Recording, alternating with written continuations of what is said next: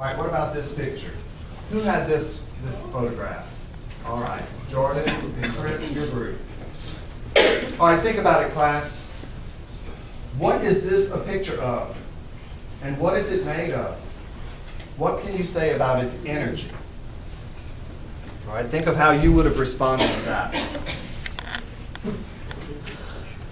All right, Chris or Jordan, somebody in your group, read to us what you wrote down, please. All right, after all three of us got done with it, we said this is a picture of a fire. It is made of gases such as oxygen and methane. Its thermal energy is extremely high. It produces heat and increases the temperature of things around it, and it can also be a gas ignite. Okay. Class, do you agree? Would you agree this is a picture of fire? Yes. Okay. So it says, what is it made of? Can you summarize that again for me, Jordan?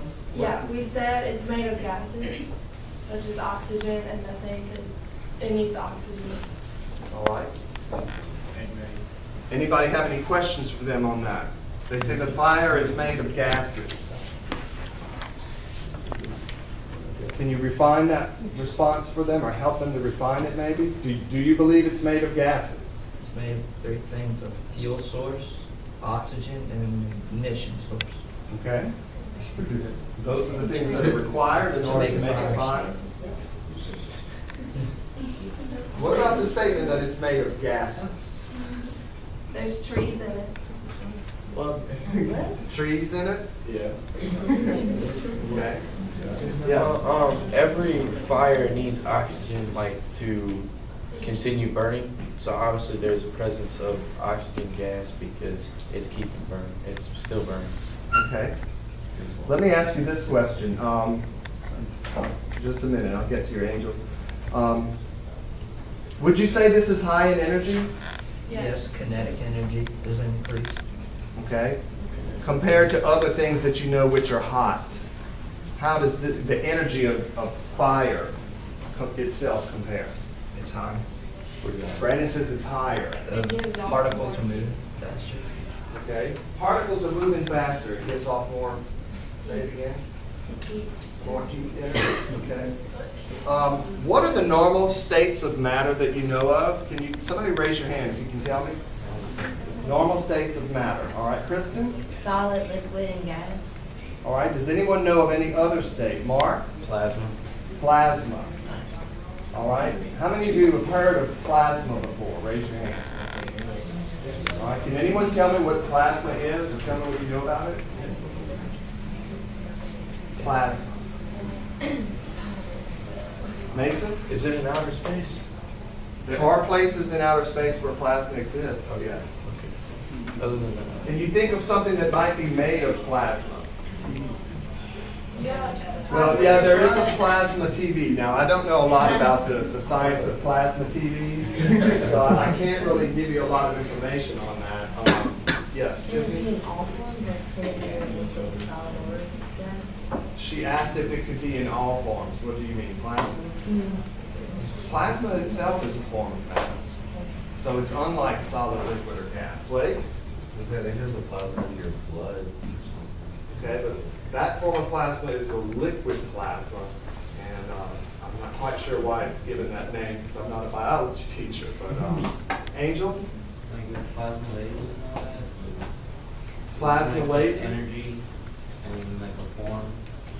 Something like that. Okay, so he mentioned high energy lasers might consist of plasma, as if the laser beam itself were a form of energy. Mark?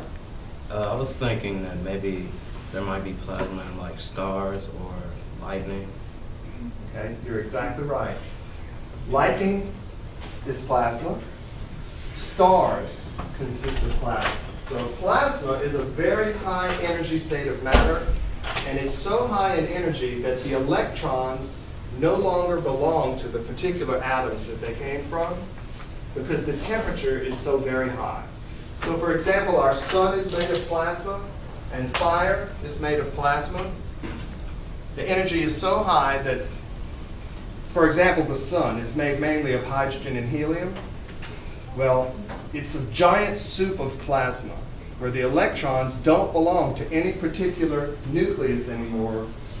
It's like a giant soup of particles, where you have nuclei flying around at high speeds, electrons flying around at high speed, but they're no longer bound to the individual atoms that they came from originally. Anything can be turned into plasma if you heat it up high enough. This is what happens with lightning. The energy is so high when lightning strikes, the air, the gas molecules turn into plasma. All right, good. Those are really good responses. Let me collect those papers from you, and let's return to our discussion the other day on heat. We'll go back and take another look at the PowerPoint here.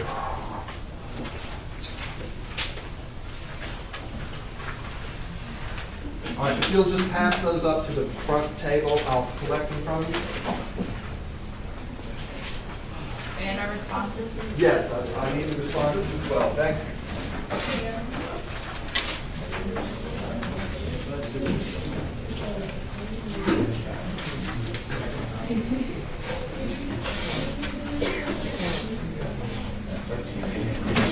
All right, you're going to need a calculator, of course. You'll probably want to add a few things to your notes as we talk about this.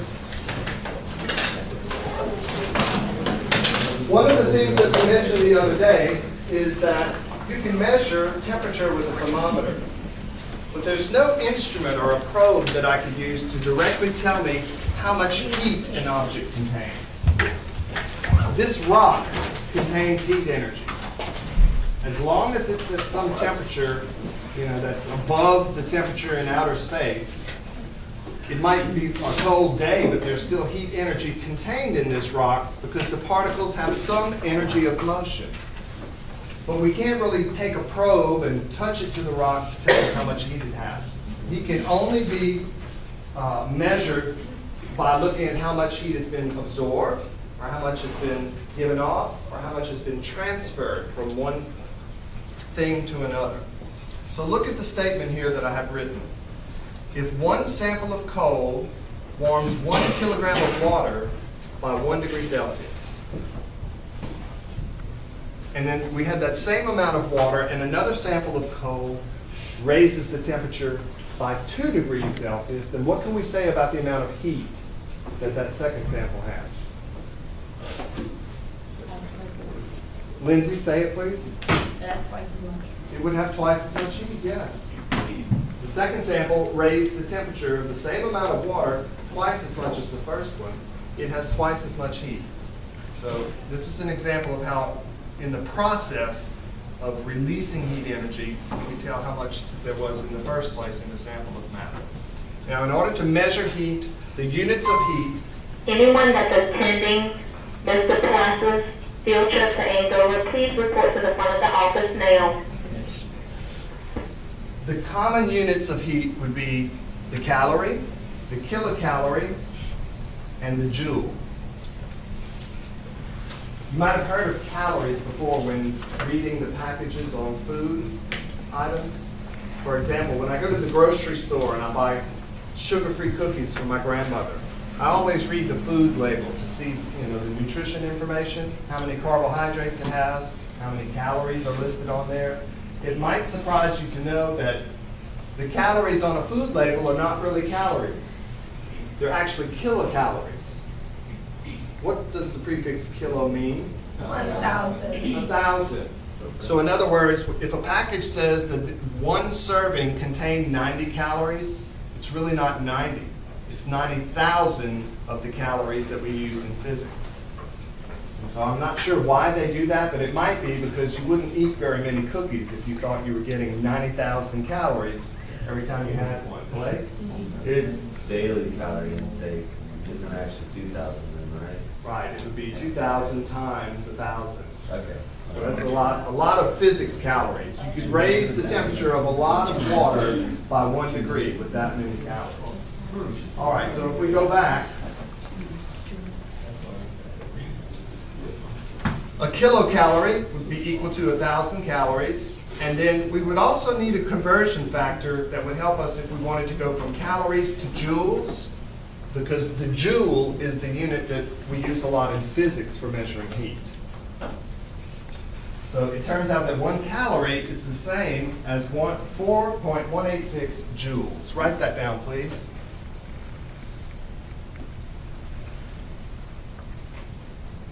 Is it 4.186 or 4,000? 4.186 joules equals 1 calorie. Does anyone remember something else that we talked about that's measured in joules? Kinetic energy. Think about it. What else did we do recently that we measured that was in joules? Thank you, Shelby. Work. Work was measured in joules. And we said there's a connection between work and energy, right? I mean, think about it. We talked about gravitational potential energy. If an object falls to the earth, it can do some useful work, and that energy gets turned into useful work. So there's a relationship here. The joule is also a unit of energy. It's related to work.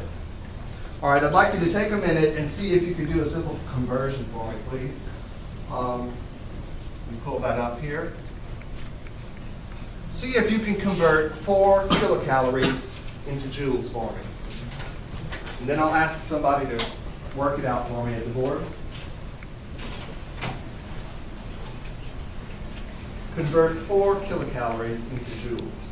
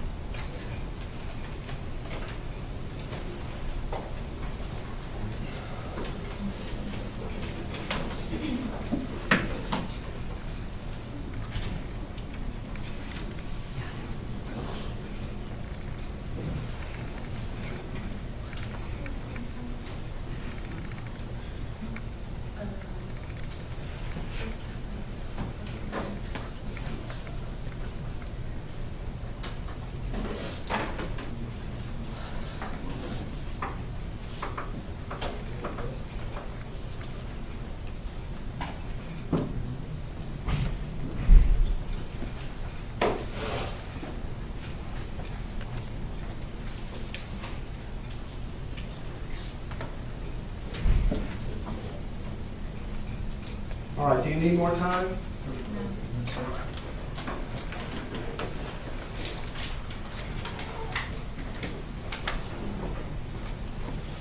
All right, could I get somebody that feels confident that they've done it correctly? Come to the board, please, and write it up here. All right, Blake? And if you do me a favor, explain as you're writing it up here how you did this. Show it as a conversion using dimensional analysis, if you can. All right.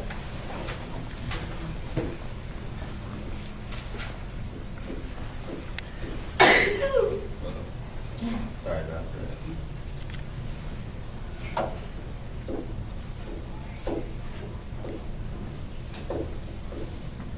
Alright, so we've got 4 kilocalories into joules. So the first thing we need to do is convert kilocalories to calories. So we got 4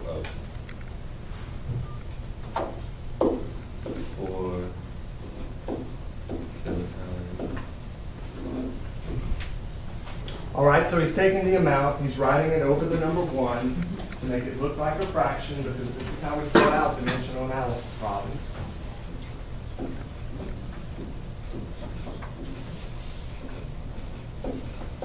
And then 1 kilocalorie equals 1,000 calories. So you cancel these out. And then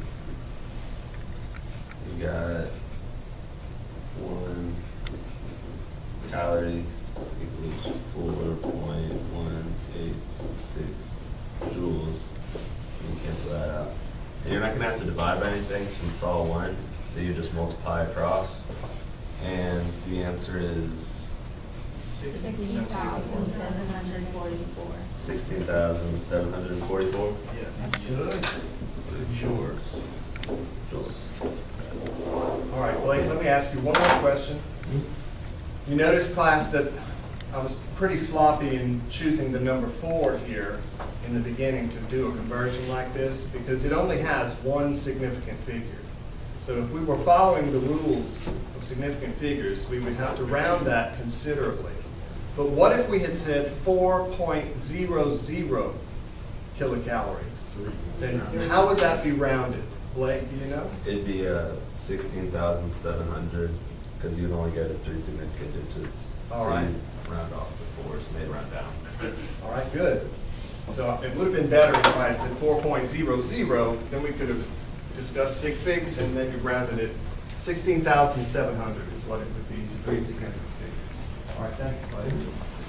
All right, so what I wanted to do today is I wanted to do an experiment on linear expansion. So what happens in general when you take a solid, or any material really, and you add heat energy? If the temperature rises, what happens to its shape or its volume? Alex? Okay. So it expands when you heat it. What do you usually have to do to cause it to get smaller? Cool it down. So think of a hot air balloon. As you heat up the air in a hot air balloon, it fills up more and more, it expands. Eventually, it becomes less dense than the surrounding air, and so it begins to rise up into the sky. If that balloon cools down, then its volume decreases, it contracts, or it shrinks. So what I have here is called a linear expansion apparatus. And I wish I had 8 of them, but they're very costly. So the school only has one, but I wanted to use it as a demonstration and go through this experiment together with you. So I'm going to ask you to do some calculations based on what we measure, and these calculations will go into your lab binder this quarter. Okay? So the way this device works, it comes with different metal rods that we can use. So there's a copper rod, an iron rod, brass rod, and an aluminum rod. And what you can do is you can take one of the rods, place it inside the apparatus. It has a jacket, is what they call it, because it fits all the way around this rod and can keep it nice and warm. So you put the rod into the jacket, and the jacket has an inlet and an outlet so that you can pump warm water into it at a different temperature. Or in this case, what we're going to do is we're going to make steam, and we're going to allow some steam to enter into the inlet. Then it travels through the entire length of the jacket, and on the other side there's an outlet. So what could happen to steam if it cools down as it travels through this metal? Turns into water. That's right, it can recondense and turn back to water, so we need an outlet, but I also want to have that outlet here near the sink, so that if it cools back to water, we have a place that it can drain. In the middle of the jacket, there's a port where I can place a thermometer. So I have a digital thermometer here attached to it that's accurate to 1/10 of a degree Celsius. On the end of the apparatus, there's a device called a micrometer.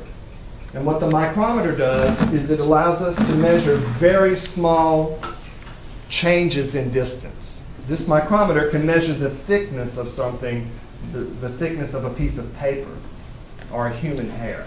And this one is calibrated in inches. So every mark on this scale, the tiniest mark represents 1/1000th of an inch. So it's capable of detecting things on the scale of microns. That's why it's called a micrometer. So the way it works is I'm going to take a rod and we're going to do a little experiment with it. We're going to see how it expands as it's heated up. All right, so there's a name for this phenomenon. It's called linear expansion, or thermal expansion. I say linear because for a solid, we only need to measure how much it changes in length. Because it really changes if you think about it in all directions at once. It gets a little taller, it gets a little thicker, it gets a little wider. But if it's all the same material, like pure copper, then it will grow in each direction by the same amount. So it's sufficient for us to measure just a change in length. Now, why do you think they give us different metal rods? Because I have a copper rod, a brass rod, iron, Mason? Each rod has a different property that makes it expand more or contract more. All right, did you hear what he said, class? He said each rod has a different property that makes it expand more or contract more. So what you're saying, Mason, is that they might expand or contract to a different degree or a different rate, depending on what it's made of? Yes, sir, both. Both are possible. Okay, can anyone think of why that might be true? Some absorb heat more or less. All right, some absorb heat more or less. The different metals might have different properties. What could cause some of those different properties? First of all, think about what might cause it to expand in the first place. Because in a metal or any solid, we know that the particles, like imagine my fists are atoms or molecules. In a solid, the particles are fixed in place. They have some vibrational energy, but they're fixed in place and they move about some equilibrium position. So if we add heat energy, what happens to their energy of motion? It's faster. Okay, is that the only thing that could possibly happen? Is they're moving faster? What would make it expand? They do farther. All right, say that, Tiffany, please. They spread out. She said if they spread out. So both of those things actually are happening. You add heat energy, the particles vibrate faster and faster, but they also spread out as they're vibrating. So the distance between those equilibrium positions increases. So think about the different metals: iron, aluminum, copper. Why would some expand maybe more than others? And I think Jordan was onto something when she said it has something to do with their properties. What kind of properties might affect the rate of expansion? All right, two people said conductivity. Some metals are more dense than others. In what other ways are they different? All right, Kristen's saying malleability. So I think you're remembering something from your chemistry class. What kind of bonding exists between metal atoms? It's kind of an obvious answer. Covalent, metallic, yes. Metallic bonding, yes. Okay, so in metallic bonding, there's a sea of electrons. Each metal atom, the electrons are free to move throughout the material, and they no longer really are bound to a particular nuclei.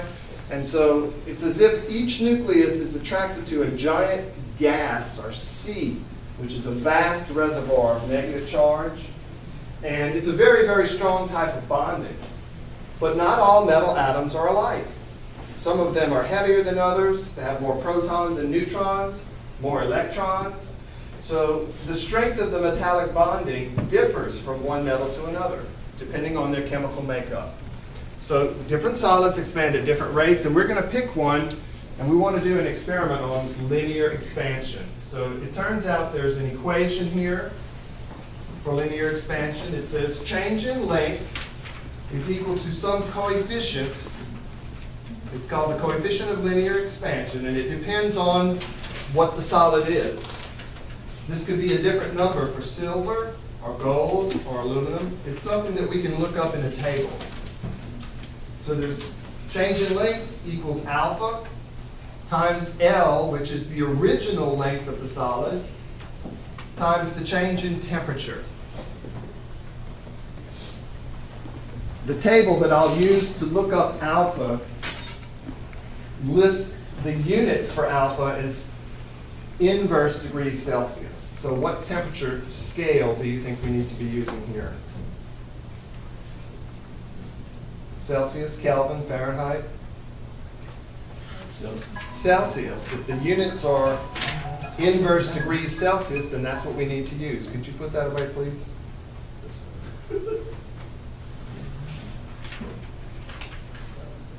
All right, so I'm looking in a book right now. I'm going to select the aluminum rod for our experiment. And it says here that the coefficient for aluminum is 23.8 times 10 to the minus 6. AL would be our symbol here for aluminum.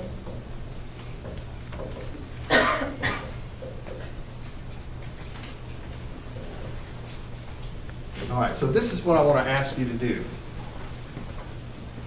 And this might be difficult for you, but if you think, I believe you can come up with a good answer for me. We have a machine here that can measure accurately changes in temperature.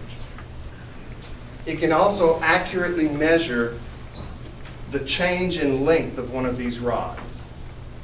So how could we design an experiment that might test what we're saying about linear expansion, the way that it works?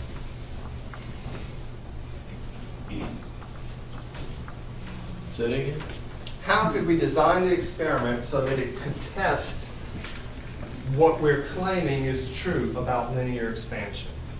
There are two things that we can accurately measure here. We can accurately measure the change in length of the rod. We can also accurately measure a change in temperature. And I want to design some sort of a test. I also have a book here that gives me a number of different coefficients for linear expansion depending on the material.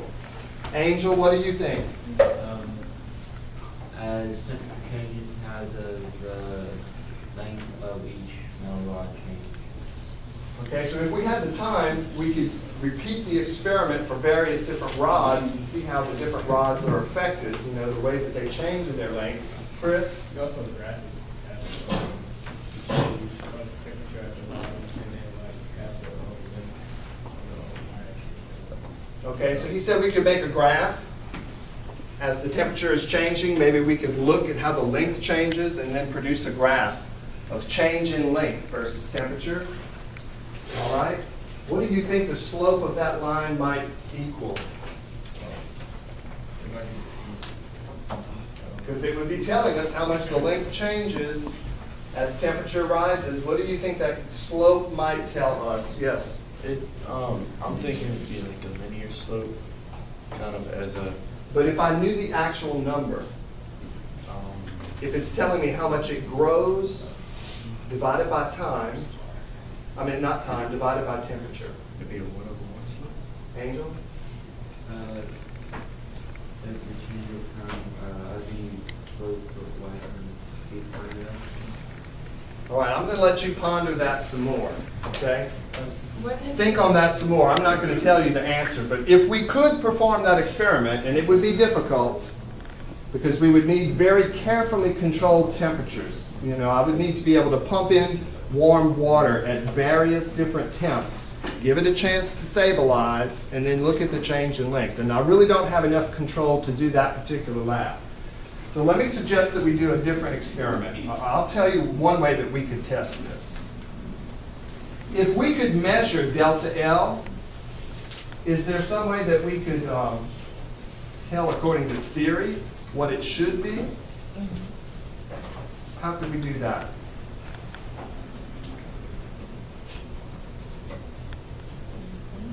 What is the coefficient? Do we know what the coefficient is? Coefficient. Yes, it is in the book, and it's also here on the board. Okay, so if we know what alpha is, we know what the change in temperature will be because we have a thermometer. Can we tell the starting length of the rod? Okay, so not only can we measure change in length, but we can find that according to theory here, because the equation tells us delta L equals alpha times L times T. So why don't we calculate what it should be, then do the experiment and measure it? That would work, wouldn't it? Okay, so let's measure. All right? Lindsay, what I need y'all to do is, to the best degree of accuracy that you can measure this, I need to know how long this rod is. And so I'm going to use the meter stick. I don't have my glasses, so it makes it hard for me to see these tiny marks, but discuss it among the people here at this table. See if you can agree on the starting length of that rod. You got a copper one. I'm sorry, Mason, what? You got a copper one. Yes, I do have a copper one, but Oh, you took it out of the. I've chosen to do aluminum, yes. All right, while they're measuring that, I'm going to start the Bunsen burner here so we can at least begin to warm the water up. All right, Lindsay, what is the starting length? 60. 60 point what? I think it's 60.05. I don't know. 60.6. 60.6. Wait, no, .06. That meter stick is accurate to the nearest hundredth of a centimeter. I mean, if it was 0.6, it'd be like over here. So that's 0.6. No, it's 1%. Okay. All right, so you're starting it on 10, 0.6. and it's in between 70 and 71. So 60. 60.6. So let's go with 60.6 centimeters for the starting length. We'll call that L.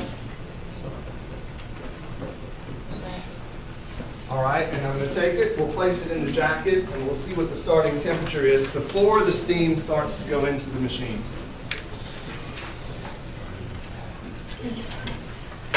Also, I want to make sure that that rod is touching something solid on the left, because when it expands, I don't want it expanding in both directions. I have to measure the change in length. So we don't want to let it grow to the left. It can only move going towards me here to the right. And then it will press up against the micrometer. And it will let me record the new change in length. All right, so I have to make sure it's touching the metal. And I have to make sure it's reading 0 before any change happens.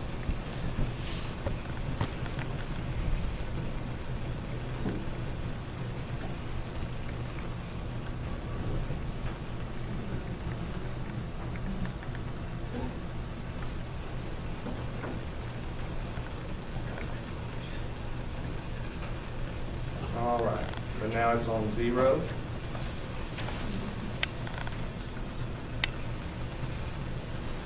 All right, Jeffrey, would you come read this, please?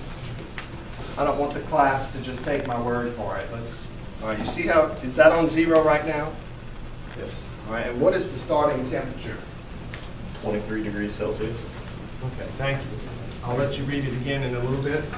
So, TI 20.3 or 23.0? 23.0. All right, 23 degrees Celsius. All right, now, class, look at the coefficient I have written up here on the board. Do you see something odd about the way that that's written? Kristen, Why is there a negative 1 can you say a little louder so everybody can hear? Why is there a negative 1 by the Celsius? All right, the -1 means inverse. So what it means is that the units for that coefficient are 1 over degrees Celsius. They're strange units, but if you think about the equation here, what it means is that when I multiply this times length times the temperature change, then the degrees Celsius will cancel. So the final units that I get for a change in length would be the same as what? Look what we used here for the starting length of the rod. So if the degrees Celsius cancels out, what's left? All right, if we use centimeters for L, then delta L will come out to be in centimeters as well. All right, but that's not what I was getting at. There's something else strange about the way that's written. Mason, what do you see? Usually scientific notation would be a 2.38. Why is it 23.8? All right, good. That's what I wanted you to notice, because it's a little sneaky. The decimal point usually occurs after 1 digit. There can be only 1 digit in front of the decimal in scientific notation. So why would it be written like this? Well, let me show you some other values here from the table. Ice has a coefficient of 50.7 times 10 to the minus 6.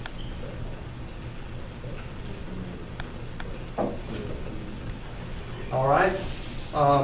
Pyrex, which is what that Erlenmeyer flask is made of. In between the temperature of 20 degrees to 100 degrees, the coefficient is 3.3 times 10 to the minus 6. Tin has a coefficient of 26.28 times 10 to the minus 6. So looking at these different values for alpha, can you think of a reason why maybe they're expressed that way? Say it, Shelby. Okay? So if everything is to the -6, if they all have the same order of magnitude, what does that enable us to look at? What does it enable us to do just by glancing at these numbers? You can compare. Good. So I think they're expressed that way to make it easier for comparison. So just looking at that, if we look at the mantissa, which is the number part written out front, it gives us a sense about what?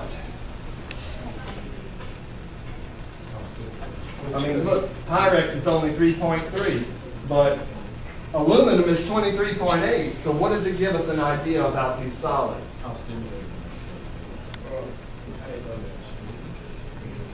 How they change in what?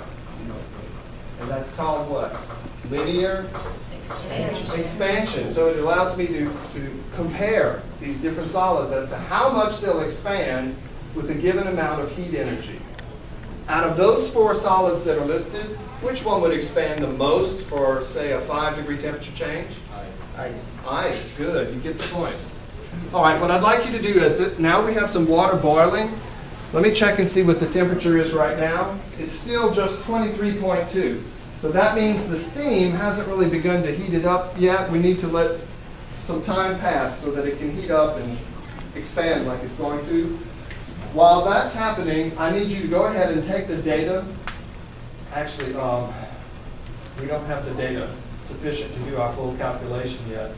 Let's do a practice problem where you can calculate linear expansion, just to warm you up before we do it for the lab. Okay?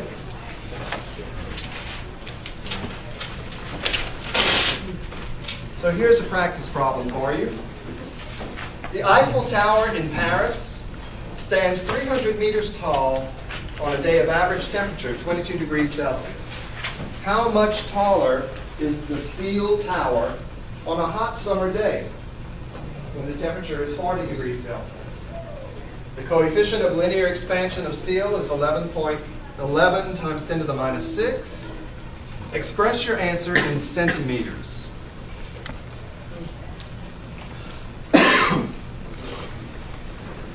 All right, temperature still 23.4 degrees.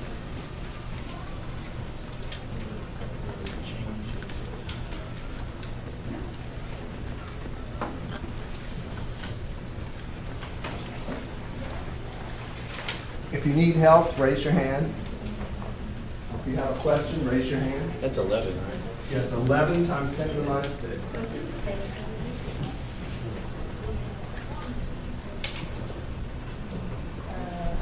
That's just for us.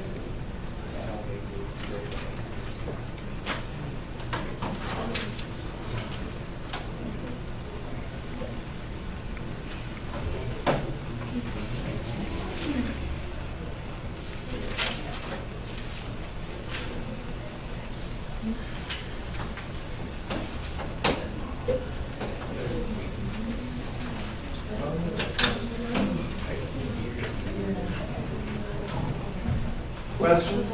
Problems? Yes.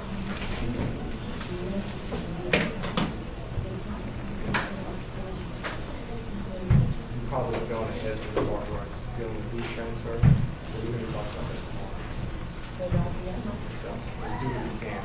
If you're not sure, leave some down. Show me what you've written down as you thought about the problem.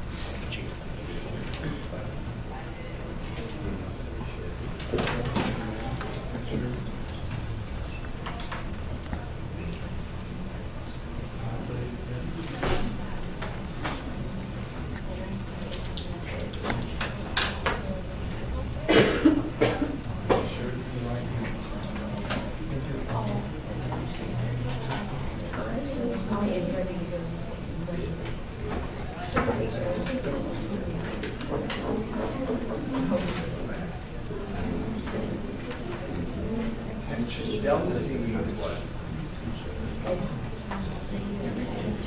Anytime you can use change in temperature, so how do you find the change in temperature?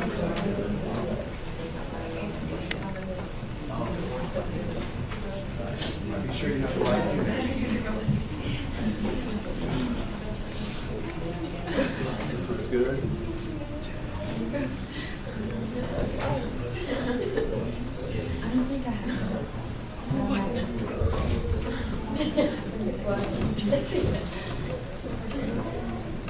Ensure you have the right units. Final answer, okay? All right, the temperature is rapidly rising, class. It's 48,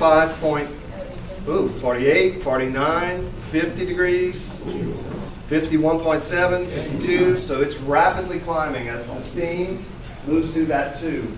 What temperature do you think the steam would be at? Mark? It has to be above the boiling temperature of the water. Okay. Steam is hot. So at what temperature, it's 212 on the Fahrenheit scale, what about Celsius? 100 and boiling. 100 degrees, so we're not there yet. 79, 84, 85, but it's climbing. So we want it to stabilize. We want to make sure that it reaches some new higher temperature and it stays there for a while so that the entire rod heats up to the temperature of that steam. Can steam become hotter than 100 degrees once all the liquid is boiled? Yeah. Mason? I don't think so. You don't think so? No, because certain objects have certain temperatures at which they stop heating up. Like boiling water, you'd have to add stuff to it. You'd have to What would I have to add? You'd have to add salt to boiling water to make it. That would make the temperature of that saltwater solution capable of rising above 100, but I'm talking about the gas. Once all of the H2O turns to a gas, then would it be possible if we added heat for temperature to rise some more? Yes, and that's a point that maybe they don't emphasize enough in chemistry class. But once this is called a phase change, where a liquid turns into a gas, and you have to add heat energy to cause the phase change. In fact, it's a certain amount of energy depending on the substance. But once the phase change is complete, and all of these water molecules have turned to gaseous water, then if you add more heat, the steam temperature can rise. Is there any limit, like an upper limit to temperature that you know of? Think of things that, various different objects and how hot they can be. Have you ever heard of an upper limit for temperature? The sun is millions of degrees Celsius. Are all stars the same temperature? Yes, sir.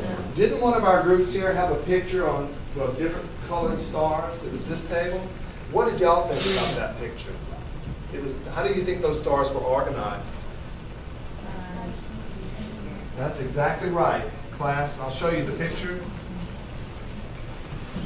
So one of our images that I asked them to respond to was this image. And it was a graphic of various different types of stars, and you'll notice that they're different colors. And the question was, this is a means of classifying stars. In what manner do you think they've been organized? They've been organized according to their temperature. And so the stars are different colors because the spectrum of light that they give off also depends on how hot they are. Does anybody know which ones are the hottest stars? Yes, Tiffany, good. It's actually the blue stars that are the hottest. Our sun is considered a yellow star, so that temperature is somewhat in the middle as compared to other different types of stars. But as far as an upper limit to temperature, there's no limit to how hot something can become if enough energy is added. All right, Jeffrey, come look at it. Let's see what the temperature is right now. All right, read it for the class. 101.1 Celsius. All right, 101.1. Now, what about that micrometer? What is it reading? 34. 101.1. Is it still changing? It's fluctuating between 101.1 and 101.0. But what about the micrometer? What about the reading on that dial? Yeah, it's still going up. All right, what does it read right now? 35. All right, so we may make a change in a minute if it makes a considerable difference, but let's go with this value, 35, for the micrometer. Each mark on that scale represents 0.001 inches.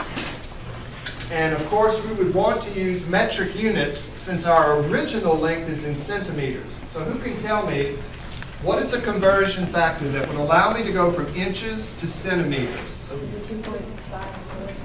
Good.